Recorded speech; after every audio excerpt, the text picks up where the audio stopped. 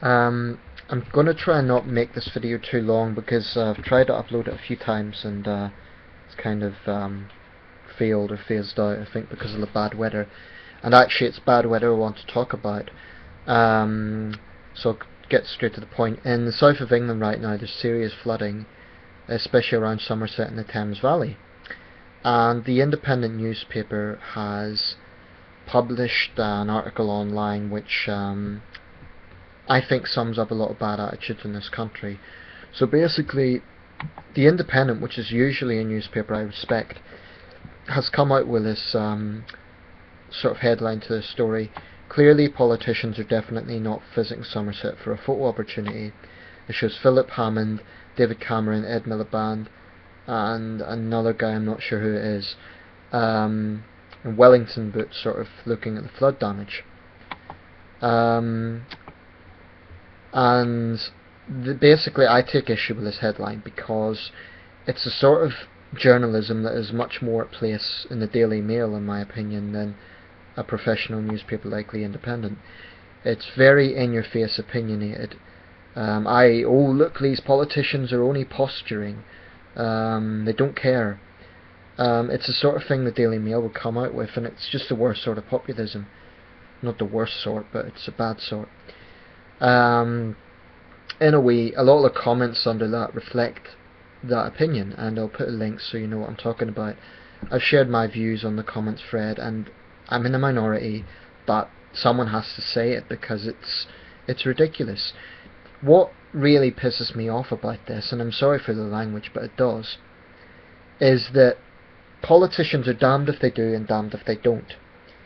People claim that they're posturing by visiting the flood affected areas, but if they don't visit, they would definitely be criticised for that as well. So you're a leader of a party, what choice do you have? Okay, there's people suffering in part of our country, being hit by a big natural disaster. I'm an elected politician, I'm the leader of a party, I should do the right thing and go and visit the area. Instead, what happens? They get accused of posturing. I saw Ed Miliband interviewed, and he was not posturing. He was answering questions in a very reasonable manner. He was not taking the limelight. He was being very modest, and he was just doing his job. And, you know, it's true that flood defences in this country need to improve. That's a valid point. And David Cameron was told 8 months ago by locals that this needed to improve. And at the time, the department responsible rejected this. That's a serious issue. And I'm not trivialising what's happening. But we're an island nation, and we have to get used to this sort of weather, which is why flood defences need to improve. There's other issues I want to talk about, but I'll leave them for another video. In this video, I'm solely talking about this issue of putting politicians in a pedestal where they just can't win. Damned if they do, and damned if they don't. A lot of people saying, oh, why don't they get a shovel and help out? I'd like to know if those people are doing that themselves. Because in the end of the day, they are the ones, I'm talking about these leaders, are the ones who are assuming responsibility. They're the ones that have the difficult job of answering questions every single day. To be a politician means being scrutinised every single day for what you do. I can't think of many more jobs that have that. So it's very easy to criticise. It's much harder to be a leader and actually do the job that requires responsibility and sorting these problems out. People need to stop putting this pedestal on them and thinking that they can be God and just sort everything out like that. This is an island nation. Flooding is part of our geography. It's always going to happen. It doesn't matter how well prepared we are, it's going to be a problem. And arguably it's a miracle that more people haven't died. I've heard of 1 death so far. Compare that to a country like the Philippines where thousands of people die.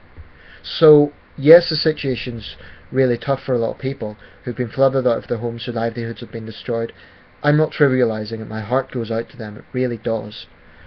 But it just makes me angry when people put our elected leaders in an impossible position, because I don't think bashing them is constructive to anybody. I don't think it helps anybody. And I just wish people would see the bigger picture. It's just very unfair to criticise them for visiting the area when you can absolutely guarantee that they would get criticism if they don't. And I'm not someone who's saying, oh, never criticise. I do plenty of criticism myself. That's a democratic right. But it does piss me off when people act like children and expect politicians to do everything. So that's it really. That's what I want to talk about. But I just think someone needs to counter these sort of populist views, because frankly I think it's unfair. You know, constantly bashing our leaders, and there's some pretty vitriolic comments on there like, oh, I hope they drown and stuff. It's just not needed. And yes, the situation can improve, but there's a much better way to go about criticism than just attacking these people for turning up when they would be criticised if they don't turn up. So a lot of the people on that thread are just hypocrites, and the comments are much more worthy of some readers, frankly. And the Independent, I expect more of it. I expect it to be a responsible independent newspaper that doesn't thrust its opinion in your face, as it's been doing of late. That's much more like Daily Mail behaviour.